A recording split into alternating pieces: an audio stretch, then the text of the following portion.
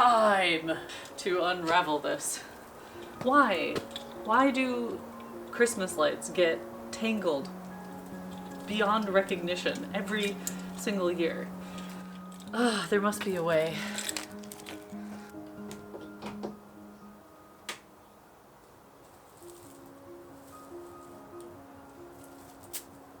Hello everyone, and welcome back to a very chilly northeast Scotland.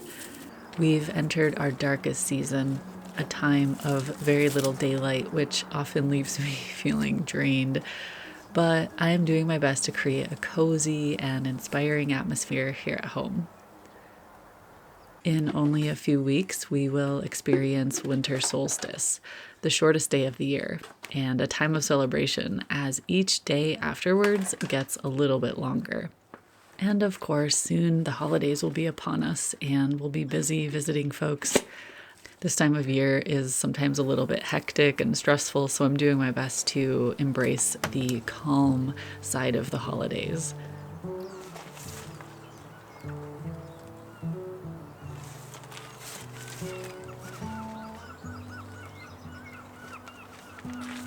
Because it gets so busy this time of year, it very well may be my last video of the year. But don't worry, there's plenty more to come in 2024. So for those of you who don't know, I'm an independent artist. I hired my husband, Wolfie, you see him in my videos, in March. So he now works with me in my business. A few weeks ago, he told me that I only had like 5 or 6 books left. My Sketching Scotland books that I made in 2021. And I was like, oh, crap. I wanted to wait until next year to do a new order, but I just bit the bullet and I ordered a bunch more. So we just got this huge shipment, stacks of boxes all over the house. And now I need to go through each book. I always check each one and I sign the inside cover. For holiday orders, we're not worried about running out and everything is good to go. It makes everything so much easier when we have all of our inventory in order, signed, ready to just ship out the door, because we always want to ship it as soon as the order comes in case people are like giving it to friends or family as gifts. I'm so tired. I've had like 4 cups of coffee today. I drink way too much coffee this time of year. It is absolute chaos in here. What's going on? Oh my gosh, look at the floor. That's a lot of orders. We're about halfway done, maybe? Want a nacho? No. I'm gonna eat nachos. Wow. Whenever it's a big packing day, we really realize how little space we have. 0 space. We don't even have a dining table. Our entire house becomes an obstacle course. Yeah. Our cat tree is like our organizing. And... Hi, Fleeky. Hi, little boy. He's in the window with the Christmas tree.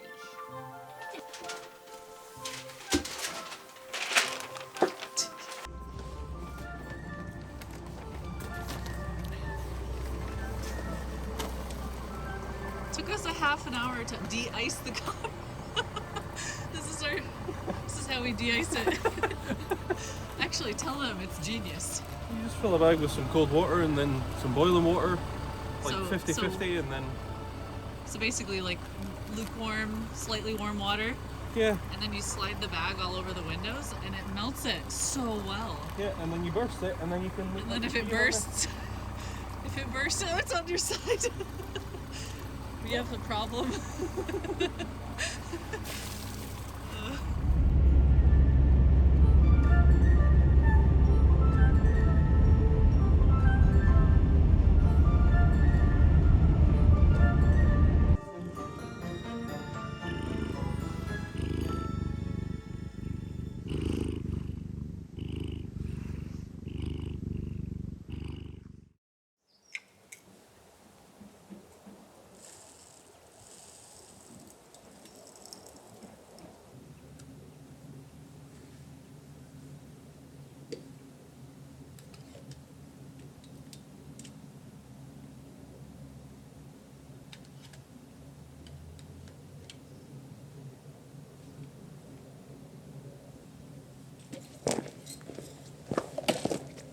my gosh.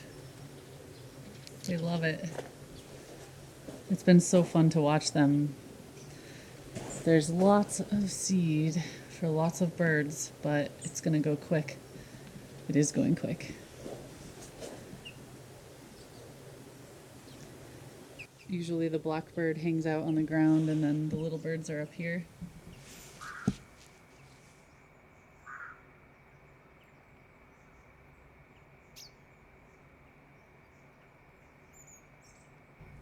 Oh, look at the frost.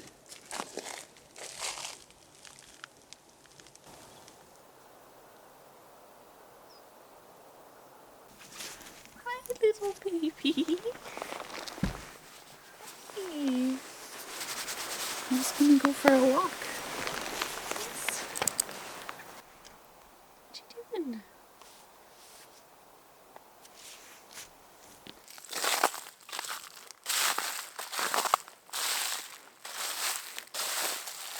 Stop following me, please.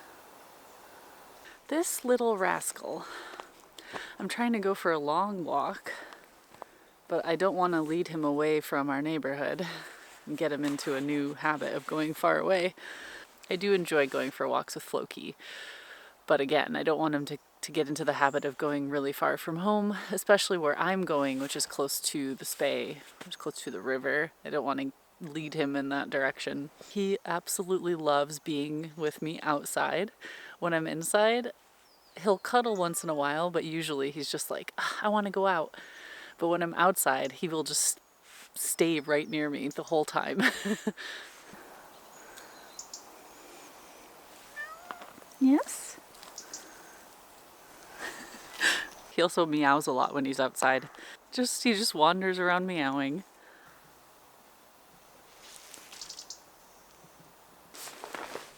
Yes.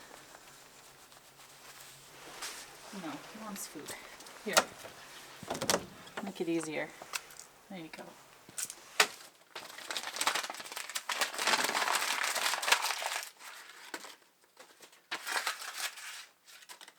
Guess what I get to burn? These are all of my study cards from the Life in the UK test, and I just kept them because I was like, it'll feel so good to burn those once I get my visa. So yeah, this is gonna keep us warm. We watch a lot of Survivor. Whenever they do the fire making challenge, I'm always like, oh, I could totally do that. But then I'm like, well, I've never actually done it with a flint because we have lighters. So I should probably try it sometime.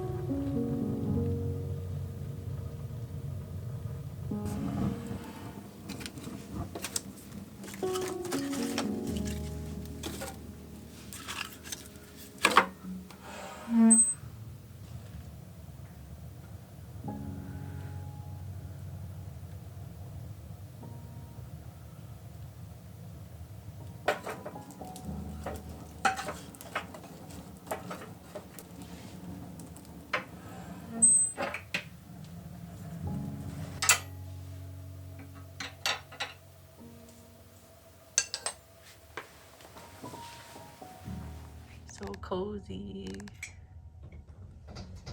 Oh.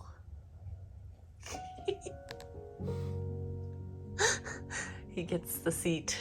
He nicked it. He nicked the seat. Oh.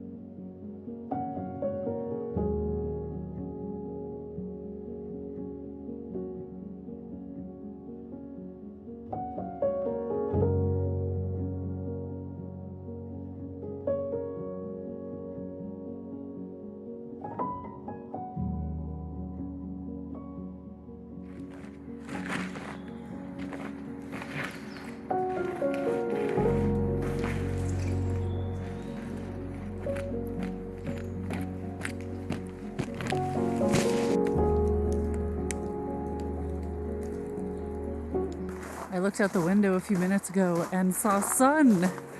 And I also saw like a wall of freezing fog moving through the neighborhood. So I was like, okay, it's time to go out. I figured I'll walk down to the river and see if I can capture a bit of that. But it's always a good excuse to go out, get some exercise, get the heart rate up. It is -2 at the moment, so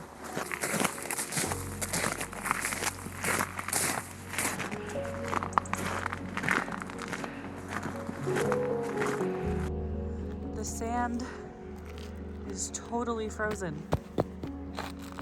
It's really slippery.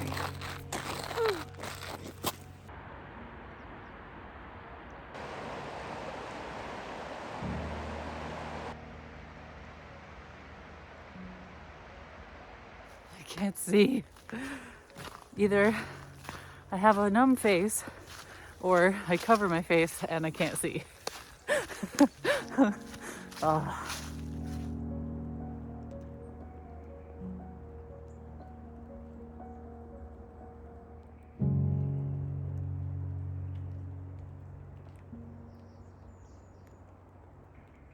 Are you a cold boy? Oh my goodness. Oh no. It must be so cold. Little paws.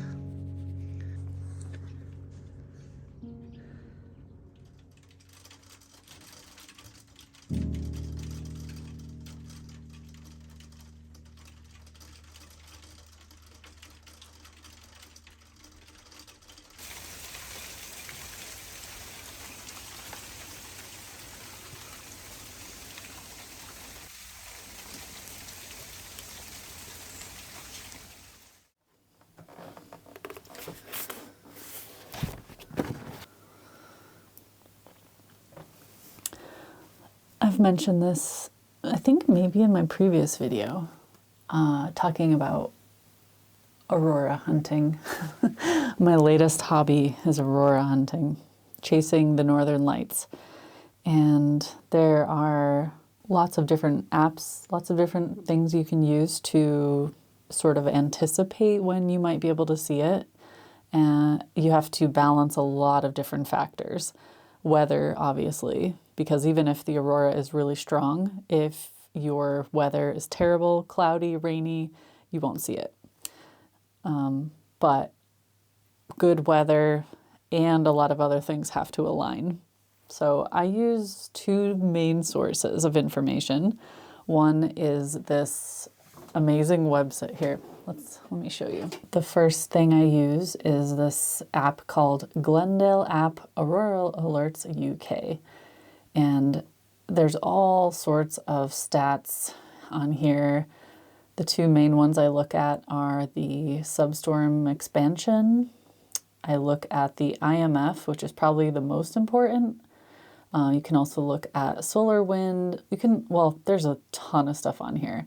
But in order to learn about that, I use this group called Aurora Hunters UK on Facebook, particularly because there is a guy on here, or a few admins, but one main admin named Glenn, who posts regular updates about how to read the stats.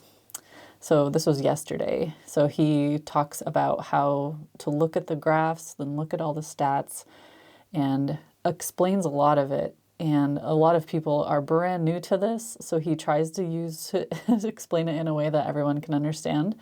But sometimes he does get really technical. So you can like dive really deep into all the stats and get super nerdy with it, which is fun. But he at least shows you how to use this app now and then to like kind of get an idea of when you could go out and see it. If you're lucky enough to live in a place where you can just look out your window or go outside in your back garden and look up and see the aurora, then whatever, just go out whenever you can and look. Our town only has like 1,000, 2,000 people, but there's street lights, there's the lights on the main street, and all of that is just enough light pollution where unless the aurora is super strong, we can't see it from here. Sometimes, well, twice I've seen it out my window, but just barely. So we usually drive a few miles north because you always want to go north to see the aurora. As north as you can get with light pollution behind you gives you the best chances. So we always drive north to the coast, which isn't that far away. Multiple times now we've been able to see it. Last time we saw it, it was really strong. You could see it with the naked eye. Most of the times it's not strong enough to see it very strongly with just your eye, but a camera will capture it really strongly. So the other night, all the stats were elevated, everything looked good, and I was like, all right, let's go. And we got to the coast, and I realized I forgot my intervalometer, which allows me to take timed images on my camera without doing it by hand, because whenever you touch the camera and it's doing a long exposure, there's a tiny bit of shake. So I can set how long I want the shutter to be open, which lets more or less light in.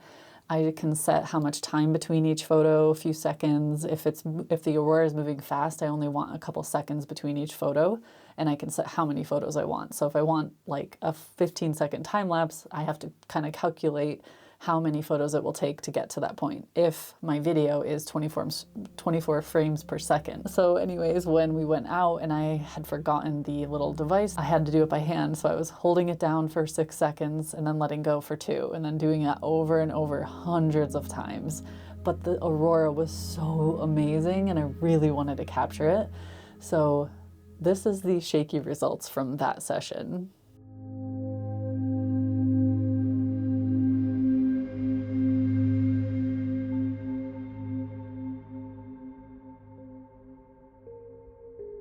And then the aurora kind of died down a little bit, so we came home, and it wasn't long late after, maybe a couple hours after that, I was watching the stats again and I could see the aurora was coming back. And I was like, okay, this time we're going, and I'm bringing all my equipment. So I brought my little device, I brought the timer, I brought everything I needed, tripod, everything, set it up, and had a spectacular show.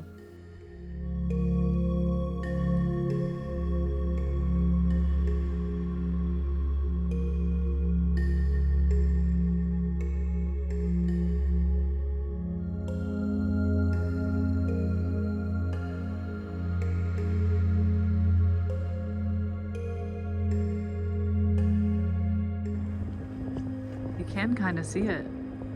It's bad quality, but you can see it. Compared to the moon brightness, you can see a little bit. The camera really shows it. Wow.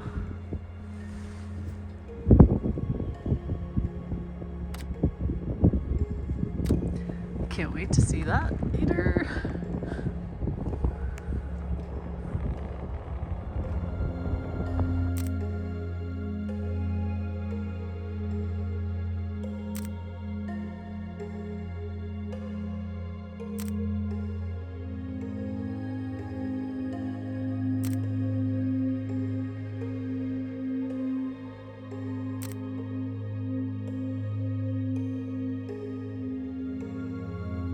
So as you can see, I'm slowly learning from my mistakes. I'm learning how to read the stats, and I'm really looking forward to this winter in seeing the aurora more often.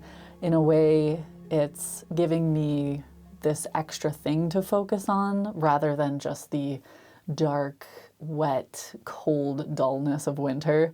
I have this new exciting passion that I can only do in the winter now, and it's just making it fun. To go outside?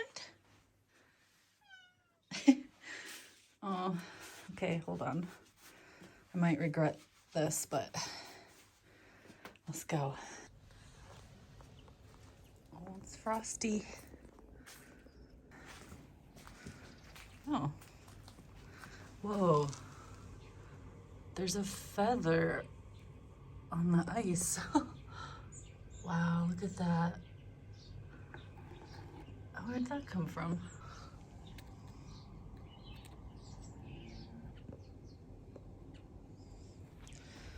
What you doing?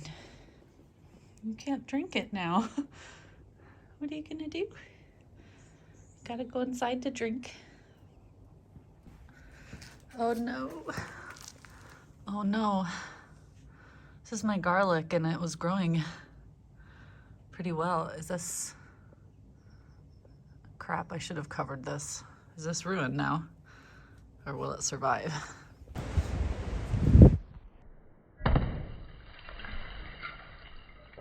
This is so exciting. I made calendars.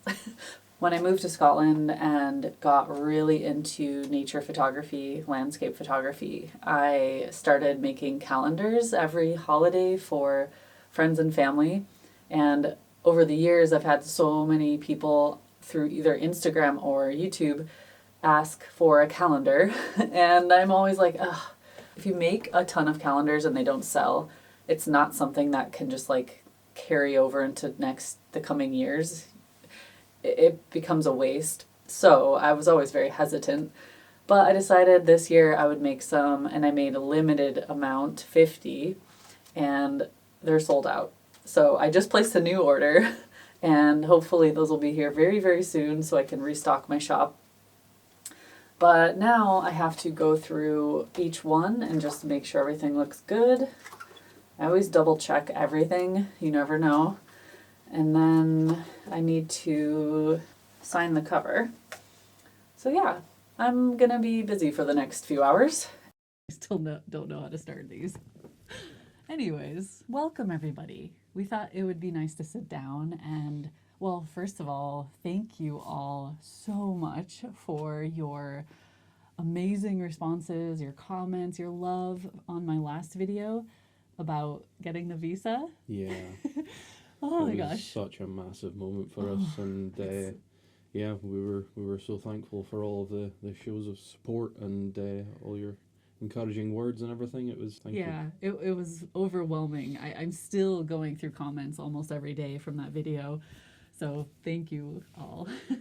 Yeah, it feels really good. I still am just in that giddy excitement mode about it and kind of falling into the more peaceful mindset, I guess. But today we thought it would be fun to do a little Q&A just because we keep getting kind of the same questions all the time.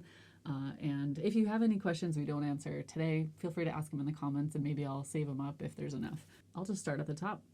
What's it like working with your spouse? Easy. That was that seemed rehearsed. No other answers. No, it is.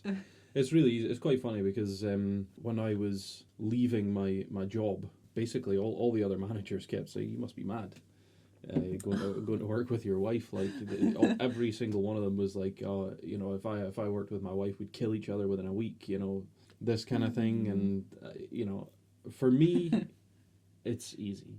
Like it's the easiest thing in the world. Sarah's my best friend, and like we do practically everything together. Unless Sarah's really annoyed with me, in which case she just goes to her own space and I leave her alone. Like, you know, you can read that signal of the leave me alone signal. You can read that pretty easily. Yeah. And like we have a tiny house, but I can retreat to this little space or go outside. Sometimes I'll just be like, I'm going to the coast. See you in a few hours. Yeah. And yeah. Or if she's up in the office and I come up to, I don't know, do something or check on something, then, you know, normally the best indicator is when I open the door and she goes, meow. That's... I don't know if I can include that. For me, it's been amazing as well because it's so easy for us to get past any like insecurities or problems. Like if I hired a stranger to work with me, there would be a bit of that awkwardness, like I don't know what I can say and what I can't say. And with you, it's like we just have to do this thing. We're going to figure out how to do it. If we get annoyed, we work through it. Like I don't know, it's just I mean the key's probably just, I mean, it's the fact that we communicate so much. Like we it's the most important thing. It's key to any relationship, really. Relationship, marriage, not just working. Like relationship, but like any relationship that you have out in the world. Yeah. You have to be able to communicate. Well, this one's clearly directed at you anyway, so it's besides family and friends, what do you miss about the US? I think I miss the idea of the vastness of the U.S. Like, there's so many national parks, which are massive, and so many states, obviously. I mean, compared to Scotland, the United States is huge, and it's just like you could just drive for days, go anywhere, do anything. Whereas, but that's not a bad thing here. Everything is, it's more compact, but we still have so much variety, and it is kind of cool that within a few hours I can drive across the country, and Yeah, I but can see. they're not asking what Okay. you like about Scotland. What do They're asking what you miss about the US. Nothing. Okay, move on. Personally, I miss. There's a rule in Washington. Whatever legend came up with that sign in Washington, like Explain the sign, you though. sir need to be knighted. Basically, it's a road sign, and it said, if there are 5 cars behind you, move over, get out of the way, and that needs to be adopted across the whole world. Especially here in Scotland. Yes. Because there are limited roads, and especially in the Highlands on the single track roads, it can be the most frustrating thing. And we're talking the next question. What is your least favorite thing about Scotland? I think that is actually my least favorite thing is the Just roads. the traffic. The traffic. And it's not all the time everywhere. But it's most of the time. Like, so many Sunday drivers. There's so many people on the road that are just out on a 60-mile-an-hour road doing 35, 40. And you're just like... It can be very frustrating when there's only one single road to get to your destination. We won't go on and on about it, but yeah, that can be very frustrating. That rule needs to be adopted across the whole world. Okay, next question. Any future travel plans outside of Scotland? Oh yeah, for Yeah, sure. heaps. Italy, Switzerland, Germany, basically Europe. Yeah, we'll want to probably do a Road road trip trip for sure. over Europe. We have to go to Australia, New Zealand. So many places. I want to go to Canada. I mean, and I haven't been to so many places in the US even. So since my family lives there, that's a place we would visit more often, and maybe at some point hop up to Canada. Don't know. I kind of want to go back to Africa, but I think that'll take a lot of persuasion. I mean, it depends where and what time of year. Yeah. But there's I have so many friends in Europe that I would love to see, and if we do the road trip, it would be a lot easier to just like stop and see people. But the main problem with that is we have a cat. We can't just leave for weeks or months at a time. If we do, it's like a big thing. We have to get a babysitter. We have lots of plans. Yeah, there's always lots of plans. We want to travel to a huge amount of places and see parts of the world. So next question. What would your perfect day in Scotland, same question for you both, if you travel to the US, what would a perfect day look like? Perfect day in Scotland? What would your perfect day look like? They actually look exactly the same. Okay. To me. Wake up early, have delicious coffee and breakfast that I didn't have to make or clean up. Then go out on a beautiful hike somewhere spectacular for the entire day. Have lunch out on the hills or wherever it is, like lunch outside, picnic. Then have a wonderful dinner at night, followed by watching the Northern Lights. Basically just enjoying nature. Probably painting and taking photos. I mean, not Well, working. I'm a man, so my perfect day is not safe for YouTube. Oh my god. I suppose know. my perfect day is a day in the nothing box. Yeah. Yeah, that sounds about right. Yeah. For those of you that don't know what the nothing box is, go and watch A Tale of Two Brains on YouTube. I don't know how accurate it is, though. If you're a man and you watch the video that I just said, the Tale of Two Brains, and he describes the nothing box, and you 100% agree that this is a thing, that this is something that men do, I just comment nothing box. if you agree with him. Yeah. I honestly don't know how it's possible. There's no possible way you can think about nothing. It's just no way. That's my opinion. Next question. What do you think are the advantages of living in a place like Scotland over Colorado? Advantages, I would say, of Scotland over Colorado would be no predators. Oh, yeah. Bar midgies. Yeah.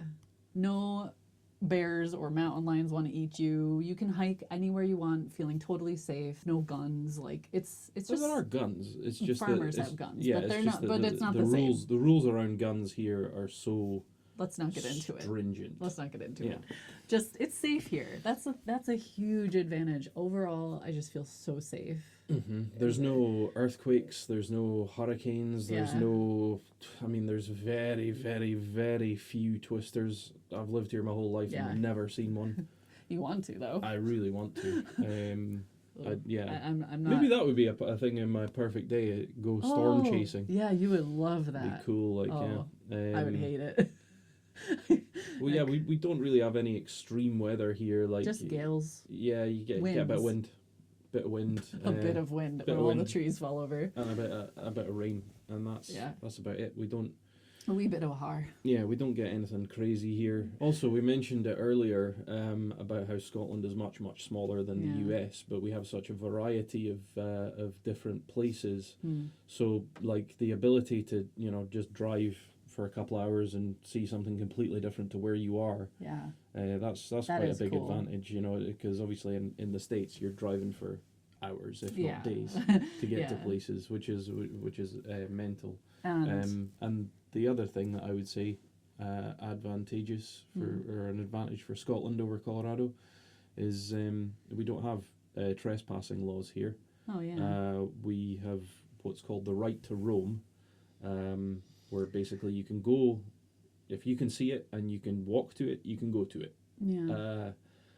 Within reason. Yeah, there are some exceptions, or not exceptions, but basically there's some private property. Yeah. You don't want to walk into a mine, or you don't want to walk into a field full of bulls. There's just use common sense. Use your own common sense. Yeah. And also we have our sort of outdoor code where you try to leave the place better than you found it. Yeah.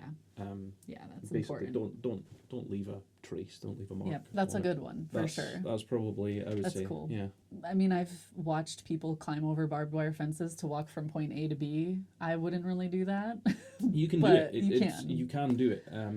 You can't get done for trespassing or anything like that. By barbed wire fences, I mean the ones that are surrounding all the farms. Yeah. Most farms have a stone wall topped or near with a barbed wire fence because the cattle and the sheep can get out but you can technically go through the field if you want. Yeah. It's just in Scotland though, we kind of go, look, if you get hurt walking through a field of bulls, you were dumb. You shouldn't have done that. Yeah.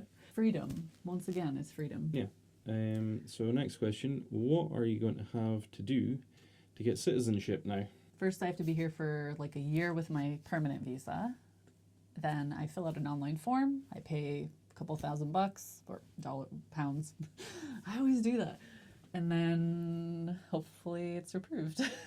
As of now, that is the plan. Yeah. It's pretty easy once you have your permanent visa. Well, easy as in there's not a million hoops to jump through like before, because I've already gone through all those hoops.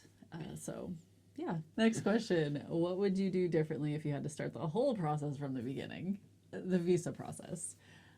I would learn all the rules front to back myself, not rely on a visa lawyer or anything, and I would start collecting every single piece of correspondence, texts, emails, letters in the mail. I would have both of our names on every single shared bill because that's all part of it. And if you don't do that from the beginning, it is a nightmare. It's a huge hassle. So just logistical stuff like that. That's a big thing. But otherwise, we did it all right. We did it all the way we should have done it. And it doesn't mean it's not stressful and draining. Yeah. But we did it. Yeah. We did it. But if anyone else out there is going through that process, we feel for you. Yes. Good luck. Yeah. I'm so happy we have it. I know. That we could just start the new year. I've already been looking at, building up my credit, looking at mortgages. Well, I did get another question that's not on the list, but saying you can buy property in the UK without having a visa. It's just if you don't live in the country. It's obviously possible. You can buy property in almost every country without living there, but different finance requirements, and depending how much you have saved, you might struggle with getting finance. So that's the struggle for us, is finding, because we have to have a mortgage to do it, and we'll have to save up as much as possible for the down deposit. Yeah, is that what you would call it? The deposit. And that's the next step for us. and it'll be a while. So for Yeah. now, we're just doing what we can with what we have. But you guys should see how many renovation videos that Sarah watches. Like, basically, I am Non-stop. pretty much prepared for us to move into a shell of a house because Sarah wants to do it all up, and It's gonna be amazing. It's gonna be so customized. All right, we need to end the video. It's getting really long. Thank you all so much. We'll talk to you soon. See you in the new year. Do you have a Scottish way to say goodbye? cheerio, Slater, piss off, Oh no, I can't say that. Bye. bye.